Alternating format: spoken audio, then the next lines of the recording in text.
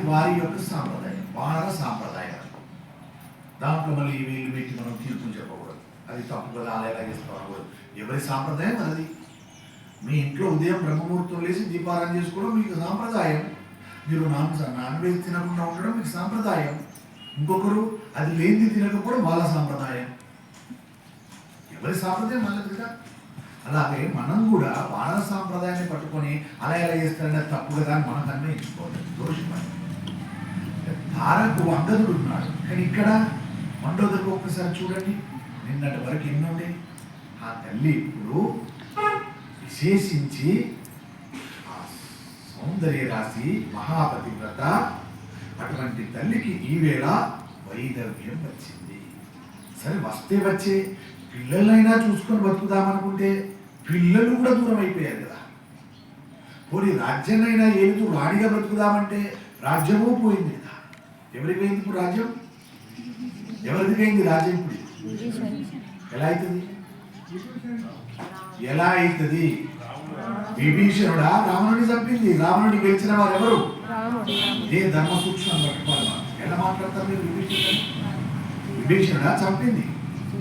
రావణాసురుడిని చంపింది ఎవరు? శ్రీరామచంద్ర ప్రభు. కాబట్టి రాజ్యం అంతా ఎవరిదైతుంది? రాముడిది అవుతుంది రాజ్యం. ఇది ధర్మం పట్టుకోవాలి. విభీషణుడు వచ్చి రావణాసురుడిని చంపేస్తే మీరు అన్నట్టుగా విభీషణుడికి వెళ్ళిపోతుంది రాజ్యం కాదు కదా. రాముడు సంహరించాడు కాబట్టి రాజ్యం రాముడికి వెళ్ళాలి, అది ధర్మం. రాముడిది అయింది ఇప్పుడు రాజ్యం. రాజ్యం కూడా లేదు వెళ్దామంటే. అంటే ఆ తల్లి ఆవిడ భర్తను పోగొట్టుకుంది.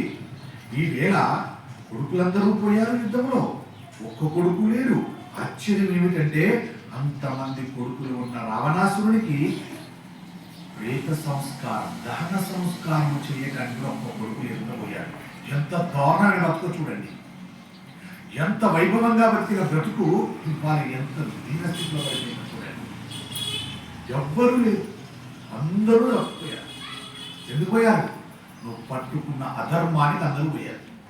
చివరికి నీ చావు కూడా దారుణమైన చావు వచ్చేస్తుంది.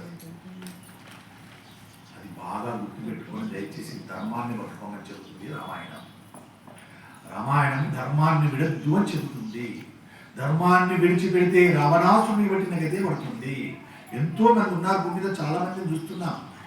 ఉన్నంత కాలం ఎగిరారు, ఆస్తులు ఉన్నాయని, అంతస్తులు ఉన్నాయని, పనివాళ్ళు ఉన్నారని, ఎంతో గొప్ప అధికారం ఉందని, ఆరోగ్యంగా ఉన్నారని, వయసులో ఉన్నామని, ఉడుకు రక్తమని ఎందరినో ఇబ్బందులు పెట్టి బతికారు. బతికి బతికి బతికి చివరికి వస్తే కాళ్ళు పడిపోయో చేతులు పడిపోయో దీనమైనటువంటి స్థితిలో సాగు తెచ్చారు. చాలా మందిని చూసాం మనం, ఇప్పటికీ ఉన్నారు ఈ భూమి మీద. అలా చేయకూడదు. వయసు ఉన్నప్పుడు వయసును కొంత నామం మీదికి మళ్ళించు. సమయం నీకు ఉన్నది, వయసు ఉన్నప్పుడు దాన్ని కొంచెం నామానికి అంకితం చేయి. రోజు గంటన్నా చేయి. అది నీ జీవితంలో గొప్ప ధర్మాన్ని తీసుకొచ్చి కూర్చొని పెడుతుంది. అది చెయ్యలేదు కాబట్టి రావణాసురుడు ఇలా అగమ్యమైన చావు తెచ్చాడు. ఎవరు వచ్చారండి? ఎవరున్నారండి? ఇప్పుడు దహన సంస్కారాలు చేయాలి రావణాసురుడికి. ఎవరు చేస్తారు? ఏ కొడుకు చేస్తారు? అందరూ పోయారు. కాబట్టి యుద్ధంలో ఒక్క కొడుకు లేరు మండోదరికి. ఆశ్చర్యం. అలా వెళ్ళిపోతే ఇంకా కొడుకులు లేరు, అక్కడ చేర్చుకోవడానికి భర్త లేడు, తన వారంటూ ఒక్క బంధువులు కూడా